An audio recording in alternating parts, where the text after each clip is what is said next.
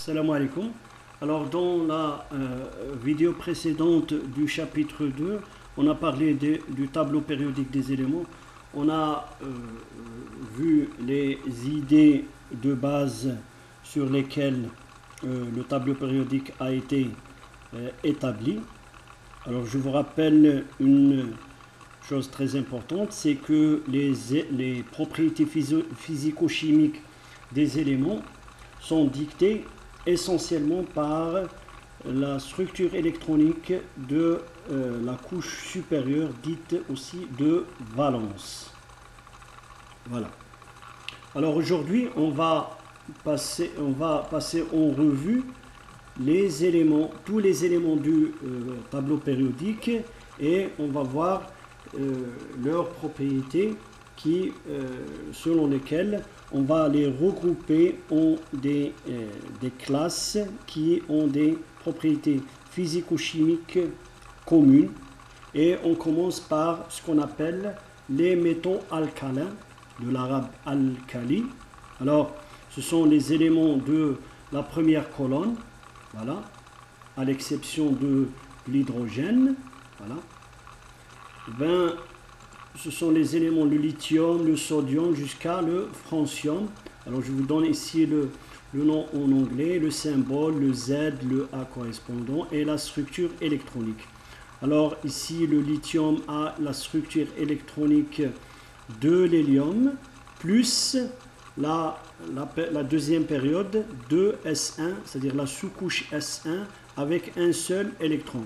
Et vous voyez que tous les six éléments ont la même structure de la sous-couche supérieure de valence. S1, chacun a un seul électron dans sa sous-couche supérieure. Voilà. Alors, ils ont tous un seul électron de valence sur la sous-couche S, et par conséquent, ils sont très réactifs avec l'eau et l'air. On va voir après une vidéo qui vous montre ça. Alors, ce sont des corps simples et métaux monoatomiques, c'est-à-dire on peut avoir des matériaux alcalins avec un seul atome, composé avec un seul atome. Métaux réducteurs donnent des cations très stables, par exemple le Na+, qui réagit avec le Cl- pour donner le NaCl, le potassium K+. Ils forment des cristaux ioniques avec les halogènes. Alors les halogènes, c'est par exemple le chlore. Le chlore, c'est un halogène avec qui il va faire une réaction avec le Na pour donner un NaCl. Voilà. Alors ils s'oxydent facilement puisqu'ils perdent leur électron. Ils sont très mous et peuvent être coupés par une lame. Ils sont obtenus par électrolyse de leur sel fondu. Le sodium est obtenu à partir du sel gemme NaCl par électrolyse. Parmi ces éléments, le lithium est le plus dur. Le lithium, rappelez-vous, il est utilisé dans la fabrication de batteries, de portables.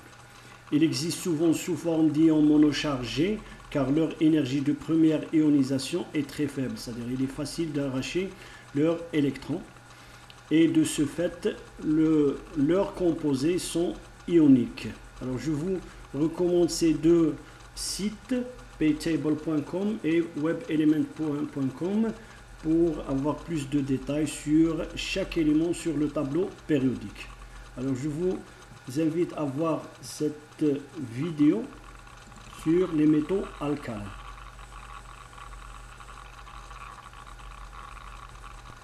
There are 6 alkaline metals: lithium, sodium, potassium, rubidium, cesium and francium. They're all soft metals which can be cut with a knife. In air, the elements quickly become coated with compounds that form on the metal's surface. Here, for example, is lithium. When we slice it, you can see the metallic luster, but the black coating quickly reappears. Sodium is kept under oil to prevent reaction with air. Again, when we cut it, the metal surface can be seen, but this time corrosion occurs even more quickly. With the next potassium, the corrosion in air is so quick that it's hard to see the metallic luster at all. As we go down the group, the elements seem to react more quickly with air. Now let's see another reaction of the alkali metals, the reaction with water. We'll start with lithium. The metal floats on the water and reacts with it, giving off hydrogen gas. Now for sodium. The same sort of thing happens, although the reaction is a bit more vigorous. All the alkali metals react with water in the same way. Let's see an equation for the reaction. Hydrogen gas is produced, and the metal dissolves to give an aqueous cation with a single positive charge. Now for potassium. This time you'll see a flame. The heat given out by the reaction is produced so quickly that the hydrogen gas catches fire and burns with a lilac flame. The next element is rubidium. This time we put a safety screen between us and the reaction. You can see that things gradually become more terrifying as we go down the group. Let's try cesium, our fifth alkali metal.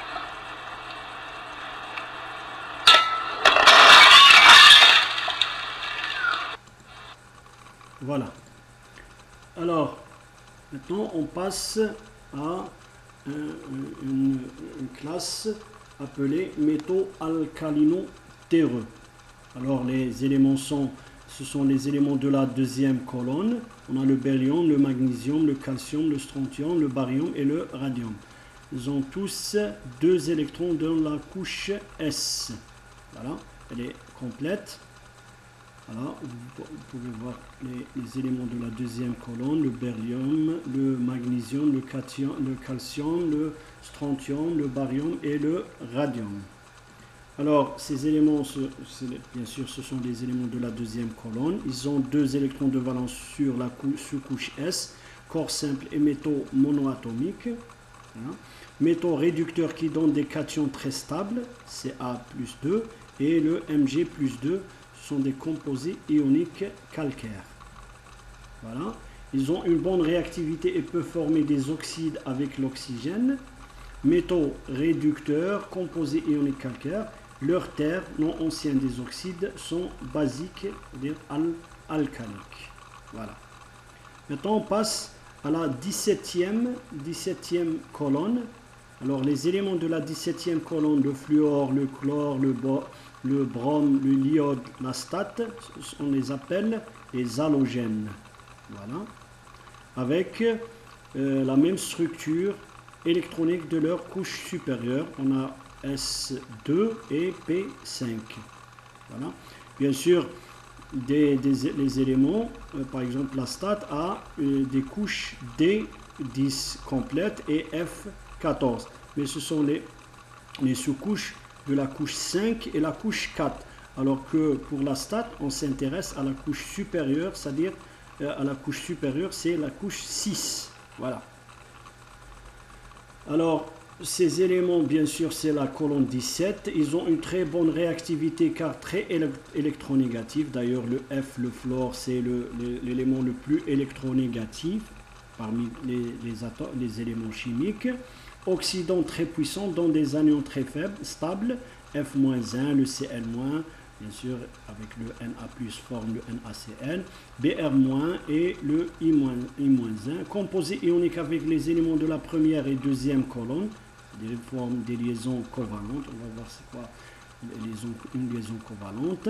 Ces éléments apparaissent sous forme de composés, molécules diatomiques, c'est-à-dire 2 atomes, tels que le F2, le Cl2 gaz et le brome Br2 liquide, I2 solide.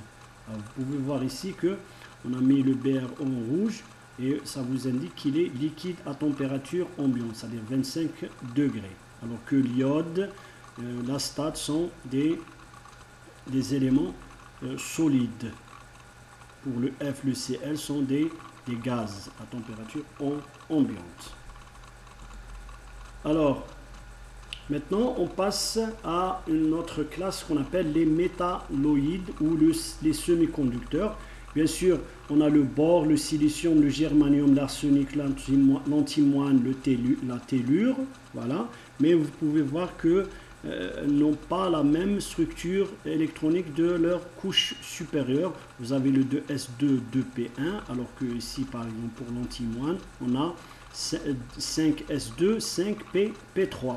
Alors ces éléments-là, ce sont ces éléments. Voilà. Le bore, le silicium, le germanium, l'arsenic, l'antimoine, la tellure. Voilà. Alors, vous avez, ce sont des éléments solides, opaques et réfléchissants. Ce sont des conducteurs électriques, mais moins bons que les métaux. C'est pour ça qu'on ne les a pas mis avec les métaux. Mais leur conductivité augmente quand la température augmente. On les appelle semi-conducteurs. Voilà. C'est-à-dire, à température ambiante, elles ne sont pas de bons conducteurs, mais avec la température, leur conductivité électrique augmente.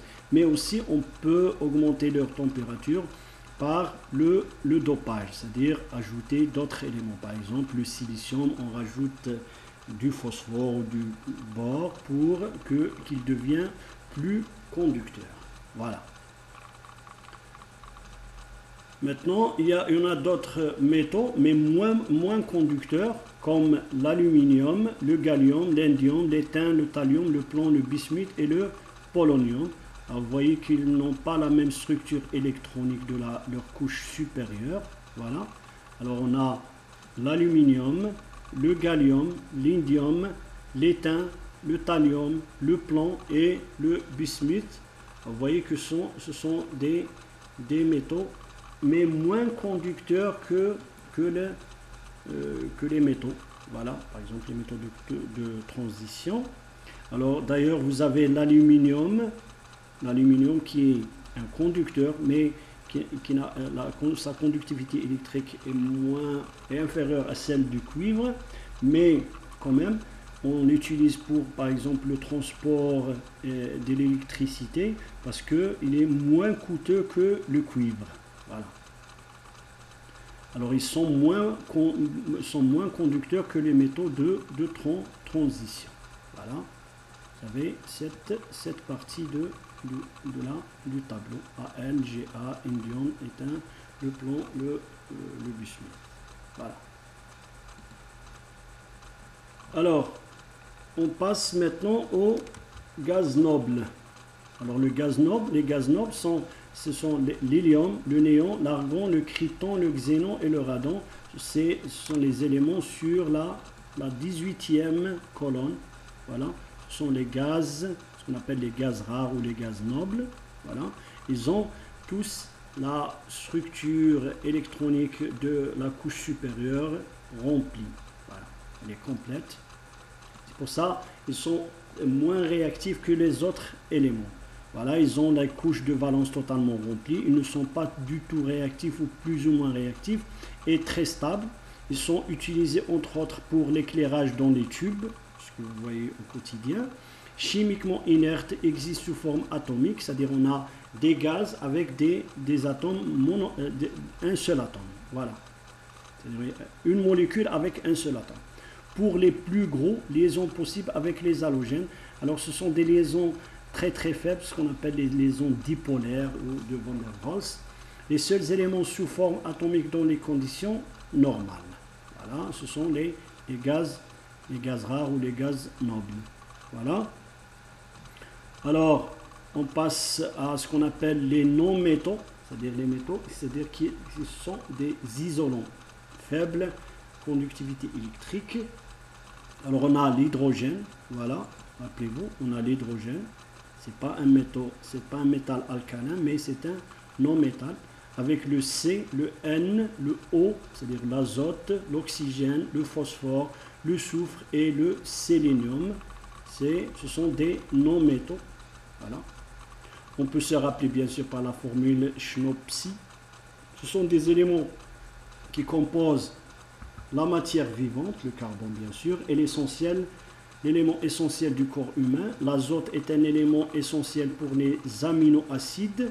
composent les protéines, l'oxygène donne de l'énergie, le phosphore est dans les molécules ADN.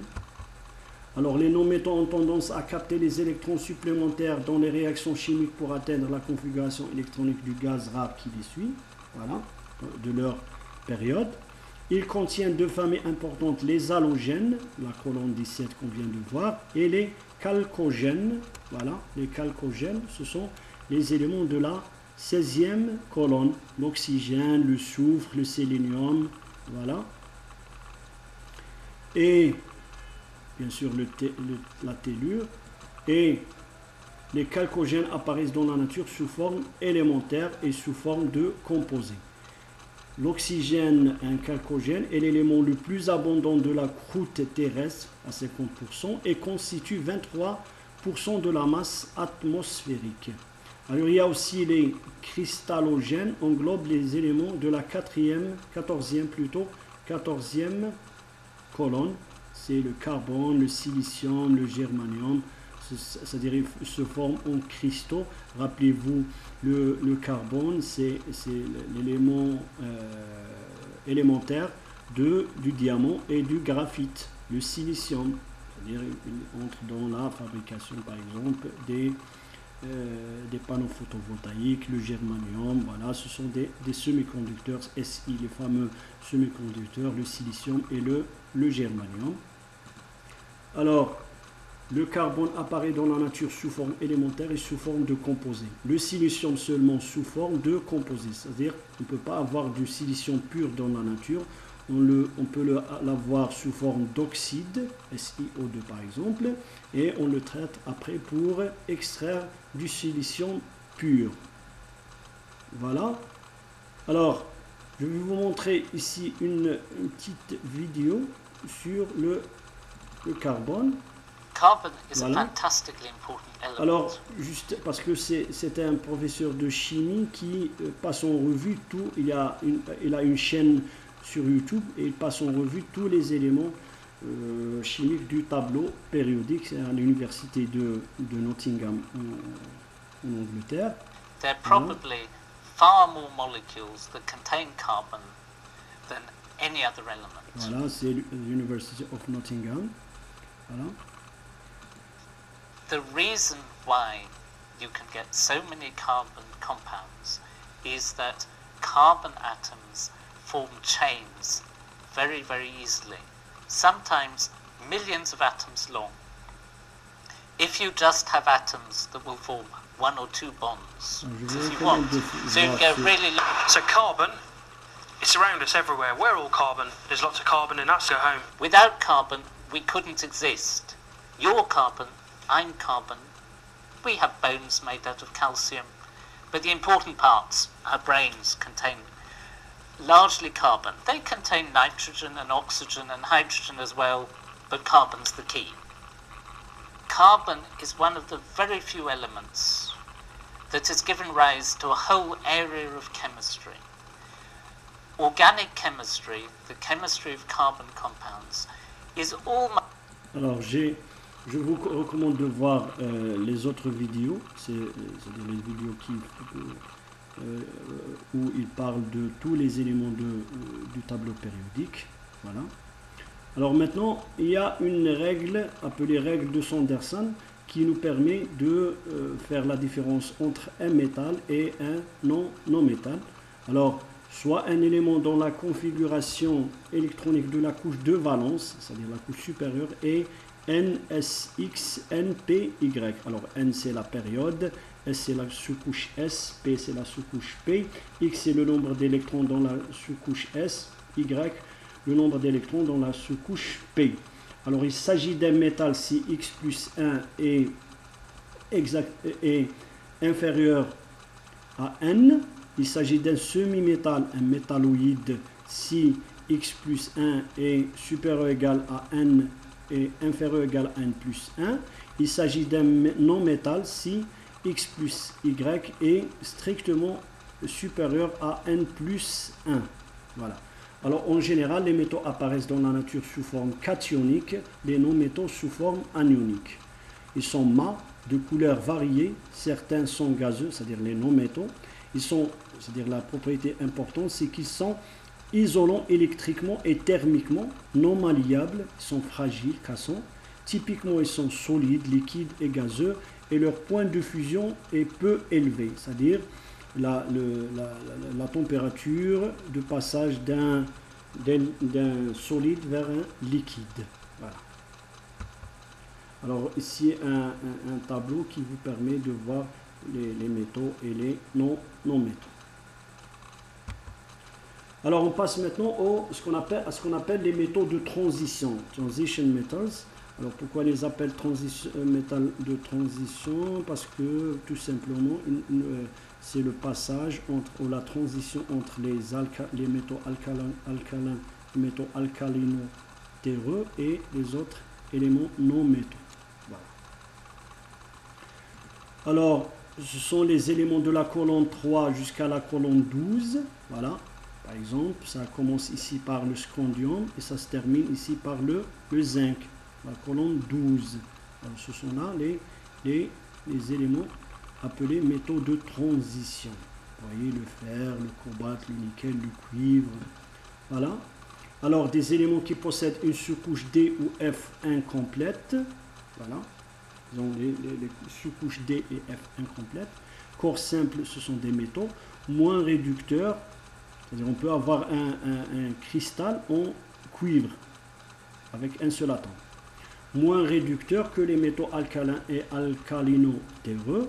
Grande variété dans les cations formés. Alors il peut, c'est-à-dire un élément de transition, il peut perdre un électron, il peut aussi perdre 2 électrons, 3 électrons et 4 électrons. C'est le cas par exemple de Fe2+ et Fe3+. Chaque élément peut conduire à plusieurs cations stables. Voilà.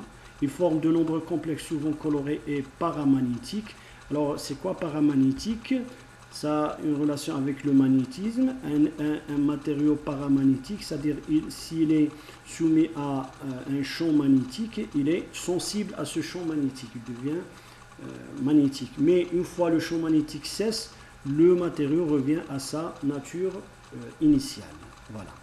C'est-à-dire contrairement à un aimant qui est, lui, un ferromagnétique, c'est-à-dire il a une magnétisation permanente.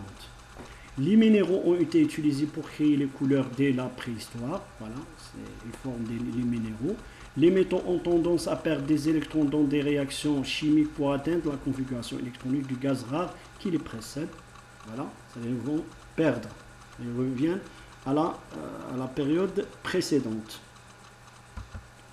De loin, les plus nombreux, ils contiennent peu d'électrons S et P dans leur couche de valence. Et on va voir les configuration électronique des métaux de transition. Ils forment des cations, voilà, c'est des ions positifs plutôt. Il existe naturellement sous forme de minerais. Les cations métalliques s'associent à d'autres éléments pour former des roches.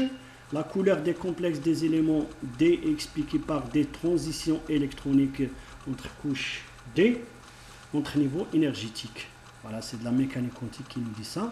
Solides, ils sont opaques et réfléchissants. Ils ont un éclat métallique et un point de fusion très élevé. Ils sont malléables, c'est-à-dire on peut les déformer facilement. Et ductiles. Ductiles et malléables, ce sont des propriétés mécaniques des métaux. On va voir cela dans un chapitre après. Bons conducteurs électriques, la conductivité diminue quand la température augmente et thermique. Sont bons conducteurs électriques et thermiques. Ils ont une grande importance biologique. Voilà.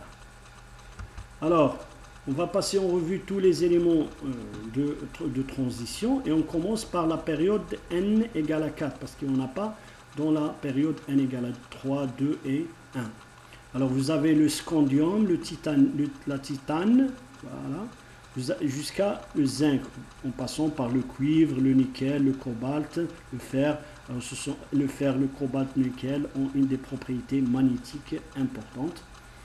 Et vous voyez qu'ils ont les configurations électroniques de leur couche supérieure. Vous avez, à des exceptions près, la couche S est remplie, alors que la couche D n'est pas remplie. Bien sûr, il y a des exceptions ici, par exemple le D.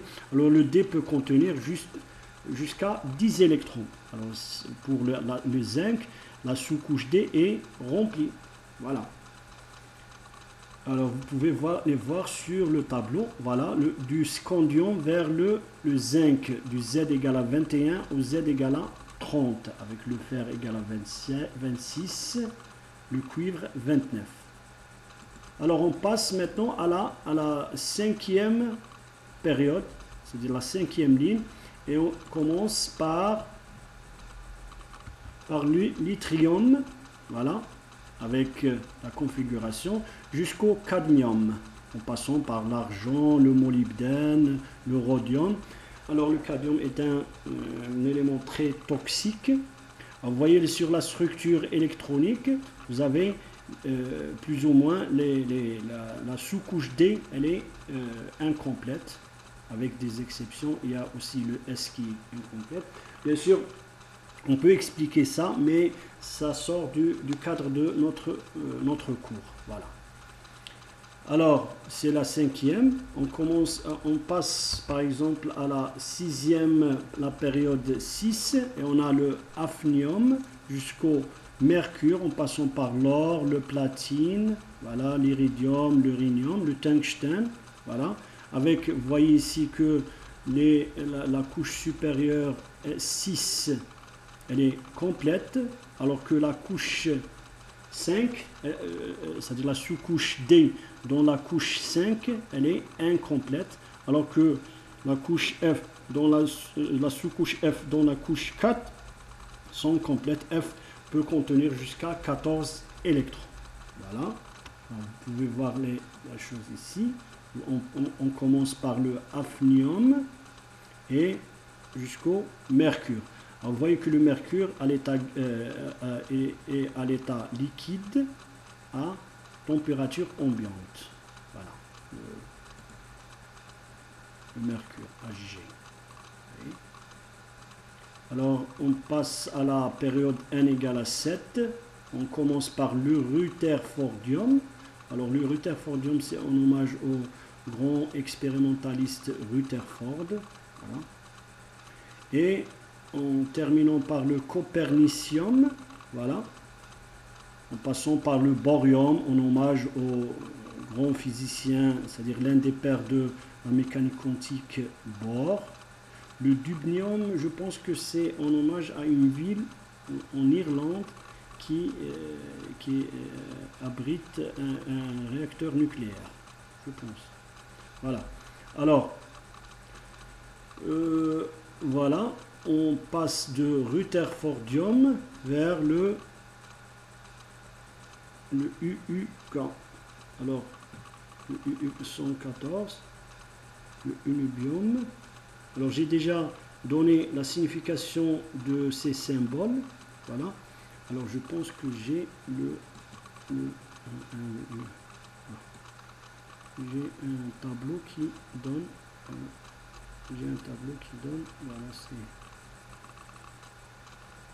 voilà, il y a un tableau. Voilà, il y a un tableau ici qui vous donne les noms, les appellations. Voilà, vous avez le rutherfordium, le dubnium jusqu'au copernicium. Voilà, c'est la colonne 12. Nous passons par le röntgenium. Röntgen, c'est celui qui a découvert les rayons X, le darmstadtium, le meitnerium, voilà, ainsi de suite. Alors, vous avez, voilà, vous avez les éléments des méthodes de transition pour la période n égale à 7. Voilà. Maintenant, on passe à ce qu'on appelle les lanthanides. Ce sont toujours des métaux, mais vous voyez ici sur le tableau périodique. Alors, on a extrait ces deux lignes de là, c'est-à-dire on a le lanthanide, on a le barium Z égale à 57. Alors après on a le lanthane avec Z égale à 57 et on continue jusqu'au lutécium avec Z égale à 71.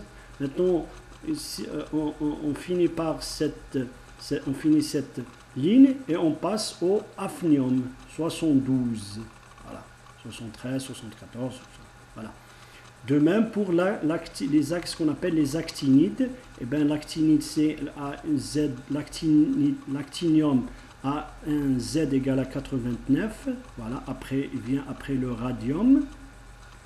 Maintenant on continue jusqu'à arriver au lawrencium avec un Z égale à 103, puis on passe au rutherfordium qui a un Z égale à 104 et on termine.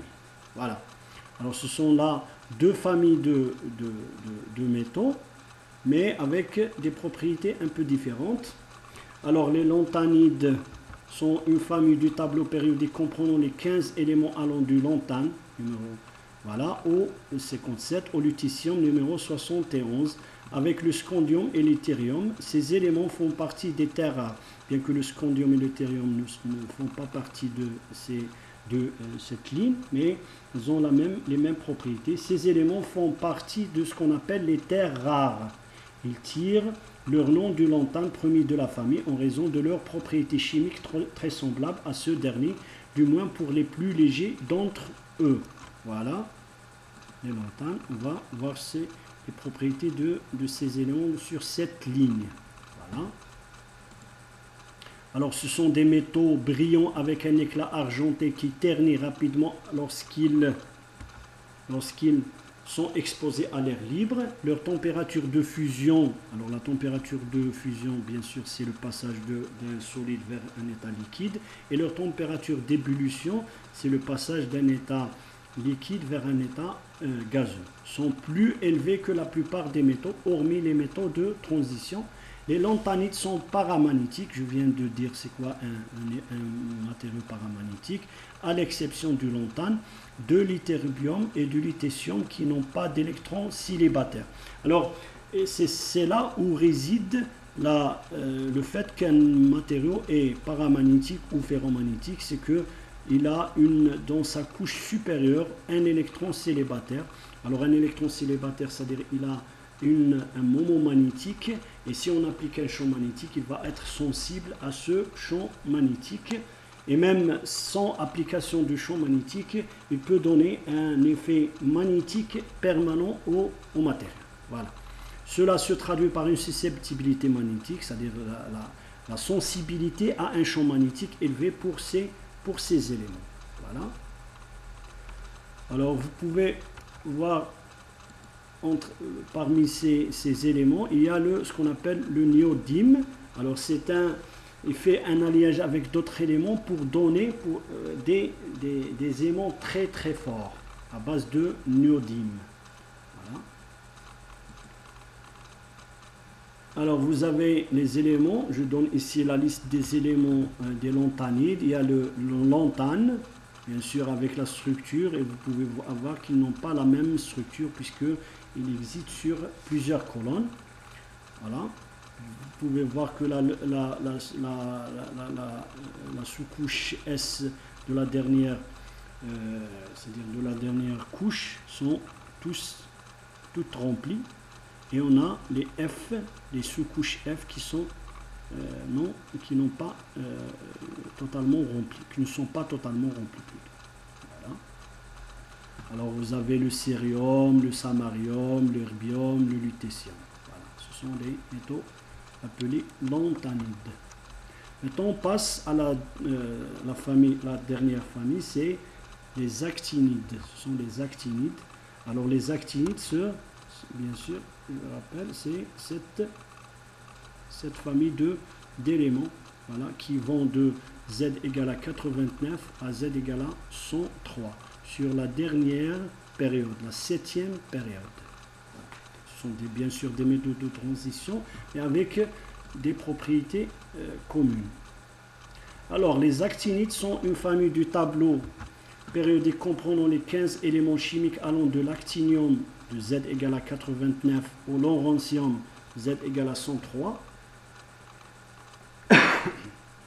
Pardon. Ces métaux lourds, ce sont des éléments lourds, tirent leur nom de l'actinium, premier de la famille, en raison de leurs propriétés chimiques apparentées. Voilà. Tous les actinides sont radioactifs et libèrent de l'énergie par désintégration réactive. D'ailleurs, vous avez parmi cette famille l'uranium, le fameux uranium, le thorium, le plutonium sont des actinides les plus abondants sur Terre. Ces trois éléments sont utilisés dans les réacteurs nucléaires ainsi que dans la production d'armes nucléaires. Alors les propriétés des actinides sont typiques des métaux, ils sont bons conducteurs de l'électricité, bons conducteurs de la chaleur, ils sont malléables, ductiles, voilà. Des matériaux mous au reflet argenté mais qui ternissent rapidement à l'air libre. Certains d'entre eux peuvent être coupés au couteau. Ils ont une masse volumique et une plasticité souvent élevée. Alors la plasticité, grosso modo, c'est quoi? C'est une propriété d'un matériau que l'on déforme sans qu'il revienne à sa position initiale. Voilà. Il y a l'élasticité. L'élasticité, c'est par exemple un ressort que vous tendez, et bien il revient une fois là, c'est-à-dire la sollicitation cesse. Mais une plasticité, c'est une propriété d'un matériau où l'on déforme sans qu'il revienne à sa position initiale. Voilà, grosso modo. Tous les actinides sont paramagnétiques, bien sûr, je viens de dire c'est quoi un matériau paramagnétique. Et bien, je vous donne ici la liste des éléments avec le nom en anglais, le symbole, le Z, le nombre Z et le nombre atomique. La masse atomique, le nombre atomique et la masse atomique, et la structure électronique de la couche supérieure. Vous voyez ici que la couche supérieure, les S sont remplis, alors que dans les couches inférieures, les D et les F sont incomplètes. Voilà. Vous avez l'actinium, le thorium, vous avez le fameux uranium, le plutonium, passant par l'instanium, le californium. Et le fermium, c'est en hommage à Fermi, c'est l'un des pères de la physique quantique, bien sûr Einstein, Nobel, Mendeleïev, voilà, c'est un hommage à ces grands physiciens de l'histoire. Voilà, on vient de terminer ce chapitre sur les éléments chimiques du tableau périodique. Alors la prochaine fois, dans le chapitre 3, on va traiter de ce qu'on appelle les liaisons atomiques. Merci.